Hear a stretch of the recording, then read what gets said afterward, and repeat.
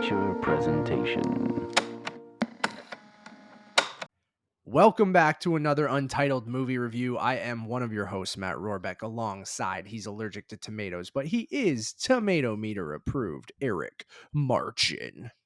Matt, are you ready to get your dance moves on? Cha-cha, cha-cha. I mean, you're going to be dancing soon in I Croatia. am. Yeah, so... man. As you guys are listening to this, I'm already there, hopefully having a good time. But you're here right now. Weird. Oh, technology. Whoa. Yeah, today we are reviewing Cooper Raiff's Cha-Cha Real Smooth, which is premiering on Apple TV Plus on June the 17th. It also premiered at the Sundance Film Festival earlier this year. Eric, how are you doing? Well, Matt, it's a Friday night. Ready to do the cha-cha and just slide into this review in a way that I think... it's interesting because we haven't really even talked about this. No, we both watched watched it today, an hour ago. I had a nice morning. We both, so on the newest draft or episode of the Untitled Movie Podcast, you'll hear Eric and I talk about the Buzz Lightyear press conference that we attended virtually, as well as where you asked a really good question. Thank you, but as well as Eric's thoughts on the newest Jurassic World movie and other things like that. It's shit. Yeah, but we're not talking about that today because I haven't seen it. I'll see it eventually. But yeah, we both squeezed in Cha-Cha Real Smooth right before I leave, and because we wanted to get this review done right before I left. So I watched it right before the press conference. Literally, like, it ended 3 minutes before the Buzz Lightyear press conference started, and then you watched it right after, and we haven't talked about it at all. So I have no idea what you think. I know some of the impressions out of Sundance, but I didn't really pay a ton of attention to it, and I hadn't seen his first film, Shithouse. Yes. Have you? No, I haven't. It's one of the few IFC movies a couple years ago that kind of slip by, and it was one of those films that also played at South by Southwest that kind of generated a bit of a buzz for, you know, this new up and coming filmmaker who's a multi hyphenate, you know, being a writer, director, producer, and actor, and you know, making something not only poignant and observational, but also doing that at such a young age. You know, age is going to be something that I think factors a lot in our conversation on this film, and it's just in the idea of, you know, where you're coming from while watching this and movie, at what point in your life you're at too, right? Yeah, and I think there are very relatable things at any age, especially once you pass the age of 22, because the protagonist, played by Cooper Raiff, is a 22-year-old college grad who's kind of aimless in life, who doesn't really have any prospects afterwards, who's kind of moved back in with his parents, his mom and his stepfather, his mom played by Leslie Mann, and his stepfather played by Brad Garrett, in a very kind of droll performance, which is actually really, really good. It is, and I love their interaction, both of them. Yeah, it's amazing. And again, we'll talk more about that afterwards. But the idea of, you know, that kind of character kind of figuring out what they want to do with their life isn't anything new. There's a ton of Sundance movies where it's like a reevaluation or reappraisal of like, okay, do I want to follow in the footsteps of somebody else that maybe my relationship to, whether it be a partner or a friend, has kind of strained, and am I doing it for my own personal reasons, or am I just following in their footsteps, in the sense that we see Cooper Raiff's character kind of at the beginning of this, after graduating college, his girlfriend at the time is heading to Barcelona, and he's thinking, okay, well, I need to save up some money and kind of follow along. Yeah. And in order to do that, he's working at, he's doing two jobs, one of which is kind of bad job, Meat Sticks.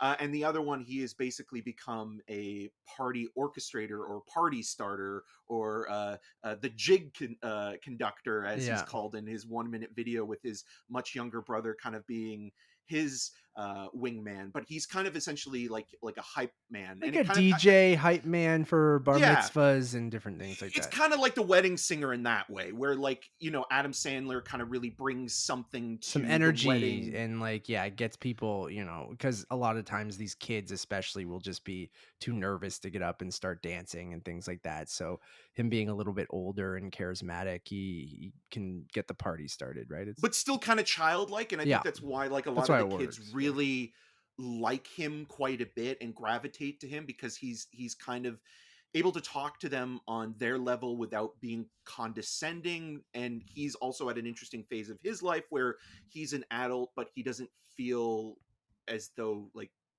he knows where he's going in life. And I think that that's really interesting. And like the relationship, or the main sort of storyline, is that this character kind of befriends a young mother played by Dakota Johnson, who's also a producer on the film. She plays a character named Domino, and her daughter Lola, played by Vanessa Burghardt, is autistic. And the daughter also takes quite a shine to Cooper's character. But again, it never treats the autistic character, and I think the actor actually is autistic. I was Mhm. watching some videos and interviews afterwards to kind of do some research Yeah, there. totally.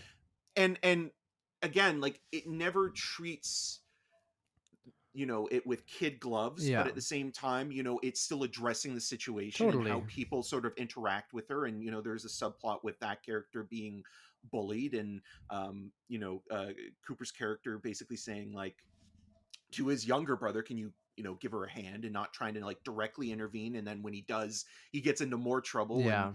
yeah, and it's not really a plot driven film. It's more of a kind of like arrested development storyline where a character is just kind of plateauing and trying to figure things out and figure their own lives out, but then also like comparing themselves to other people. And even the relationship that builds between Dakota Johnson and Raiff's character, in that, like, she's a little bit older, in her Seems 30s, about, and yeah, has, 10 years older than him, right? yeah, and has kind of lived her 20s, and had that in her life. And she's now kind of beginning to settle down. She has a fiance played by Raul Castillo, who's also weirdly in the Adam Sandler Netflix film Hustle. He Oh played yeah. an in-house Having a big weekend, lawyer. or 2 Yeah, and he's also weekends. playing lawyers in both of Oh them as yeah. well, because he played an in-house counsel That's funny. for the Philadelphia 76ers in Hustle. So yeah, and even that character I really like where that Yeah. goes in the third act I thought it was going to specifically. fall down some kind of,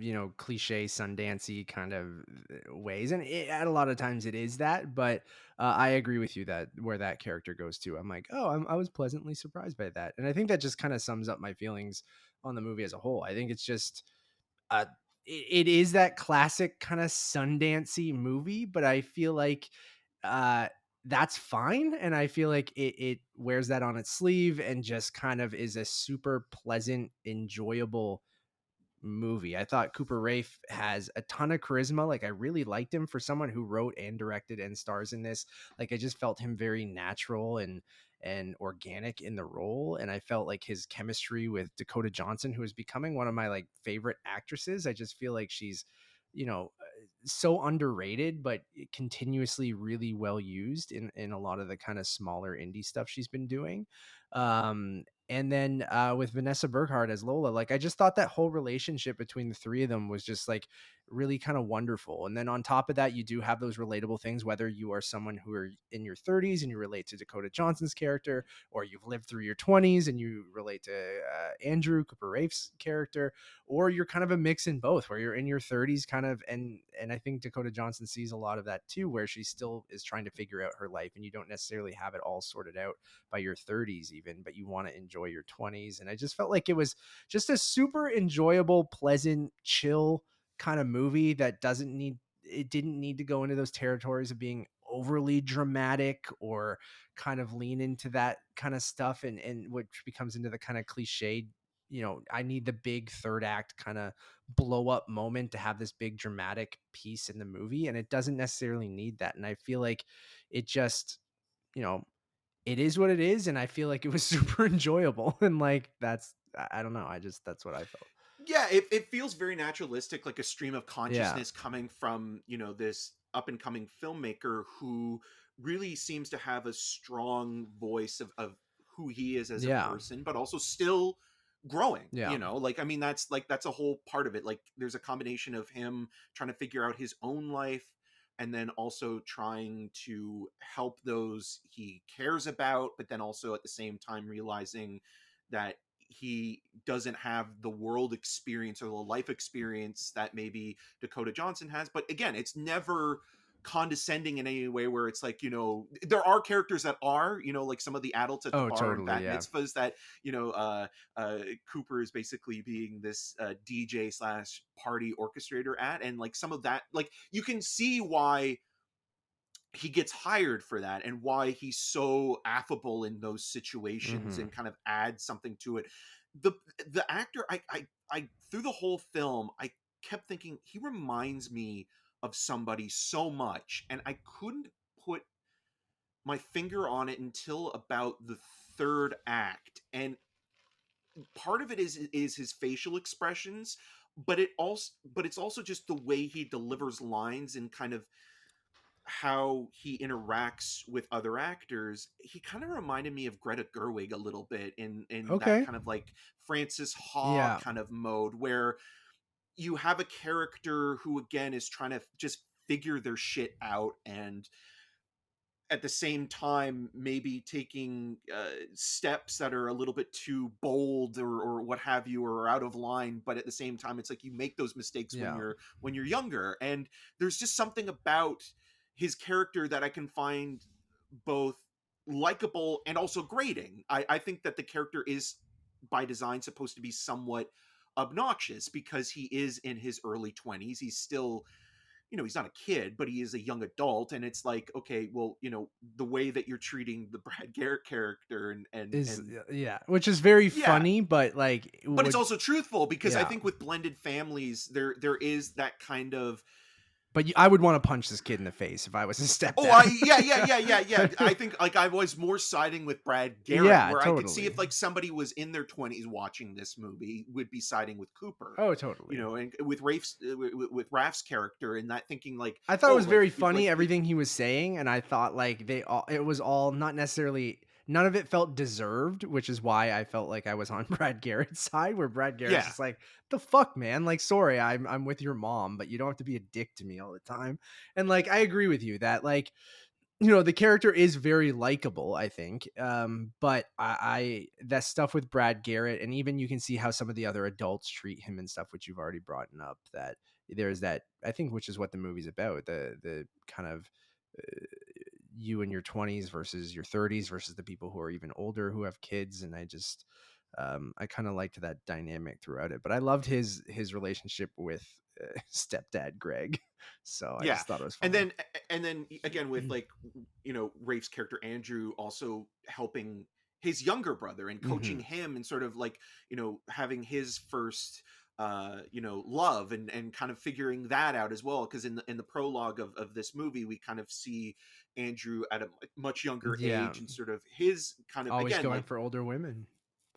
yeah, and sort of where that relationship goes. And obviously it doesn't go as far as say Licorice Pizza, but it's just interesting where it's like timing is also seems to be a key factor in sort of where these characters are meeting in their lives and how they're meeting. And again, the advice we take from people is based mostly on experience, Hmm. and it doesn't always apply to every situation, especially when it comes to generational. But there is truth within every generation. There's things that you can relate to, and I feel that like this does that pretty well. I mean, there are moments that would be considered, I guess, quote unquote quirky. Like it seems like there's a shortage of chairs in this universe, where like everybody's either sitting on kitchen tops, on the floor, Sure. or leaning on kitchen counters. And Weird it's like kind of observation, weird. but yeah.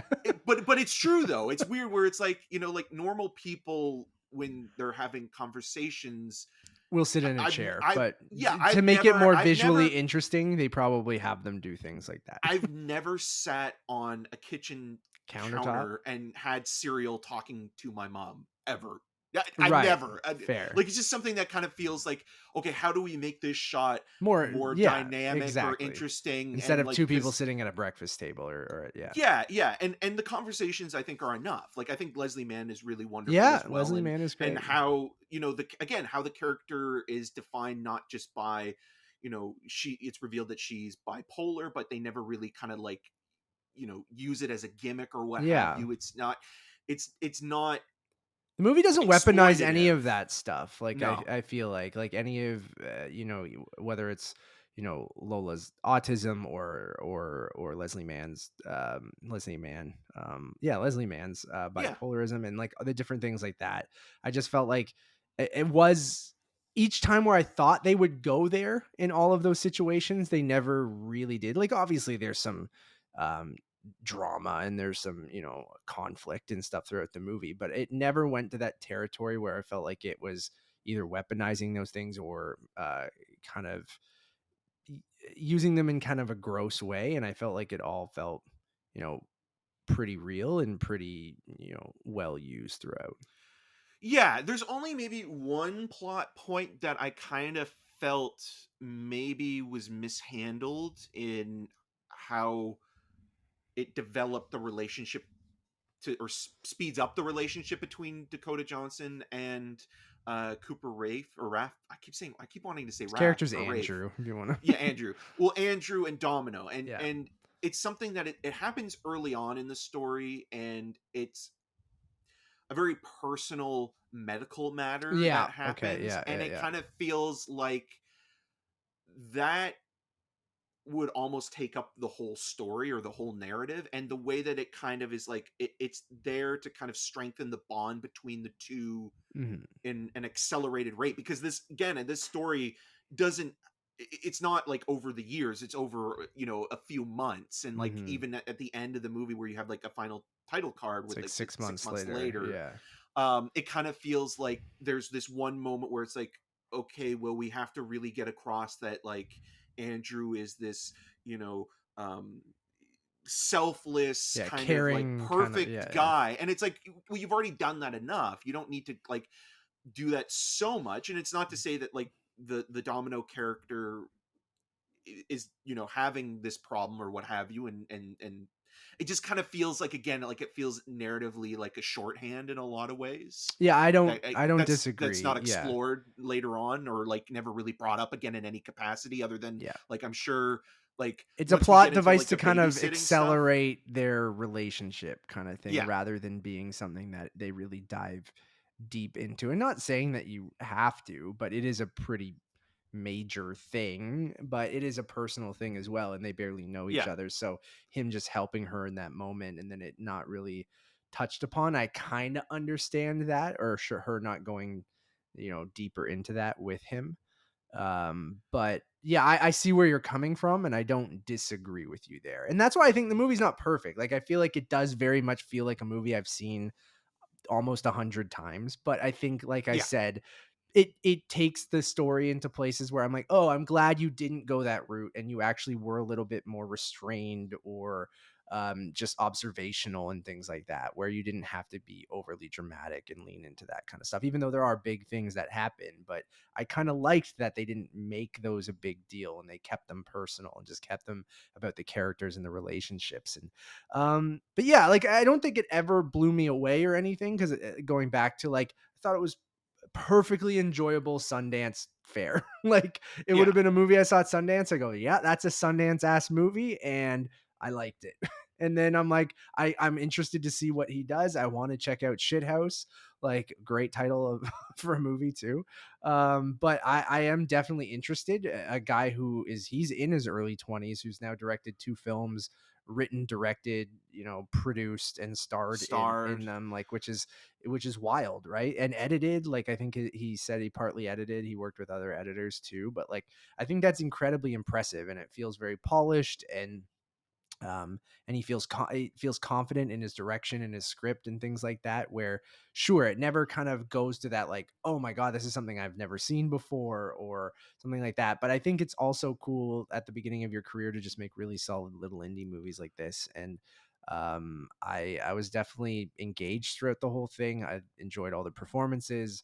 Thought the direction was solid. It's not flashy or anything like that, but and then him doing all of those things is just like super impressive for someone who's in their early 20s. And I'm excited to see what he does next. Yeah, and even to just be picked up by Apple, like for Yeah, your that's pretty big. sophomore effort out of Sundance. And I mean, again, like obviously, he has big movie stars in this. Obviously, Yeah, Dakota Dakota Johnson, Johnson and probably helps, and then same with yeah, Leslie Mann and yeah. what's and his even name? Brad Garrett, Brad and Garrett. just like having these kind of like bigger names, like, you know, working on this production with you, and then like um you know, the idea that I think one of the things that might hurt this movie a little bit as well is that, like, because it played at Sundance and it was picked up by Apple, that there might be that coda expectation where it's like, Mhm. you know, it's also being released in the summer, and it's kind of like, oh, is this going to be the next coda? Is this going to go all the way to, you know, be nominated for Best Picture at the Oscars? And Yeah. it's like, it's not that movie, No, it's really. not. And I It's think your go ahead. it's a typical Sundance film. I Like agree, you yeah. keep saying, like it plays like a fairly like independent, write what you know, do some interesting stuff that is kind of a calling card or trademark that'll help you get to the next film. But because it was bought by this major corporation that has, you know, endless money, it kind of does feel like, oh, like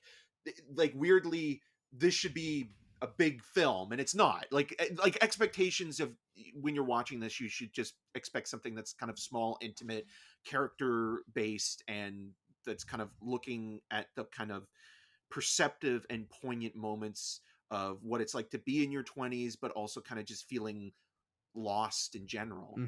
Yeah, I don't know if like the general public ever, even thinks that way. Like, I don't even know if they put two and two together and go, "Oh, Coda was on Apple and they won Best Pictures, and this is coming out at the same time." And and it No, was this is bought at more for film Sundance. Twitter than I know, and anything I don't even else. think those people, like, I think they know, and those people are informed enough that I don't think they would even make that connection, because like I never once did, and I know Yeah, you didn't either. So like no. I Indie Spirit Awards, that's a different Oh, story. totally. And I don't know how his last movie performed at any of those, but I know it was even smaller than this, obviously not being picked up Yeah, by Apple TV. But IFC. yeah.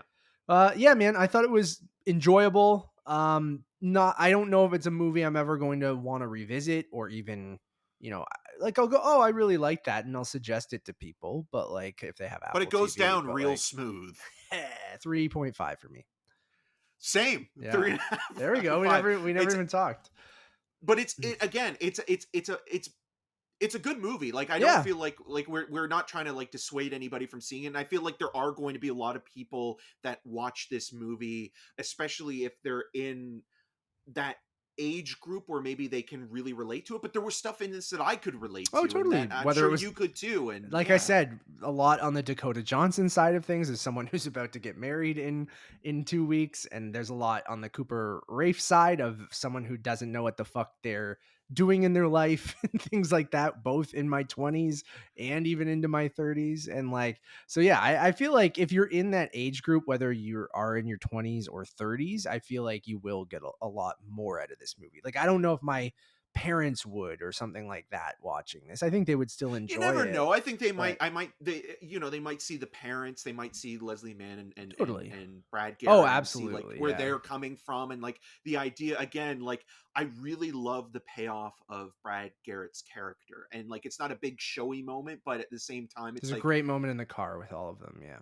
yeah, and it's like he's there, like even though Andrew can't see why Leslie Mann's character is interested in him, or, you know, quote unquote settled for him, you can understand it in a moment later on, and it's just Hmm. like, okay, like he like yeah, it's, you know, it doesn't necessarily mean like if you're not the person that has to like this person, you Yeah. know, be happy for your mom that she found somebody, you know. Exactly.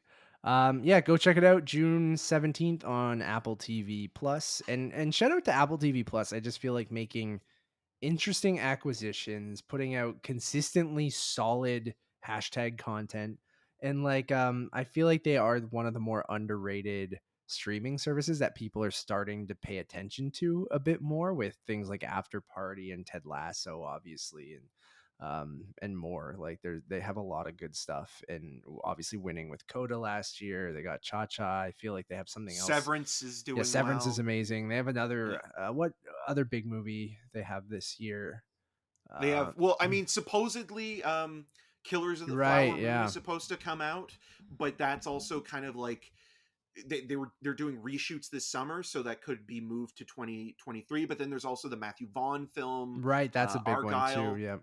Yeah. Yeah. Good for them, man. Thank you all for listening or watching. We really do appreciate it. Go check out our other reviews that we have up right now for Lightyear and Spiderhead. Both of those should be up for you guys to listen or watch. As well as our new episode of the Untitled Movie Podcast, which I mentioned, where we talk about Beebs Brew, Jurassic World, the Buzz Lightyear press conference, and different things like that. So go check that out. We'll be off for, this is probably one of the last pieces of content, other than maybe some interviews that'll drop sporadically. You love sporadic. We probably won't have a ton of stuff over the next 2 weeks, because this is probably dropping right around release date. So you never know, something might pop up. Eric might do something. Maybe I jump on camera with him for 30 minutes and do a little mini podcast from the villa or something like that. Croatia cast. Yeah, who knows? But we'll see. But we'll be back very, very soon. We won't be gone for too long. But one-stop shop for everything over on Letterboxd, Untitled_movies. And as always, my name is Matt Rohrbeck. You can find more of my work around the internet, but mostly at UntitledMoviePodcast.com. And you can follow me on all those social medias at Matt Rohrbeck. And I'm Eric Marchin. You can find more of my video reviews on rogerstv.com/cinemascene and on all the social medias at EM6211. Until next time. Smells a little Raiff. Too Raiff. One hop Meat this sticks. time. Slide to Meat the left. sticks. Slide to the right. Get your meat sticks. Meat sticks is good.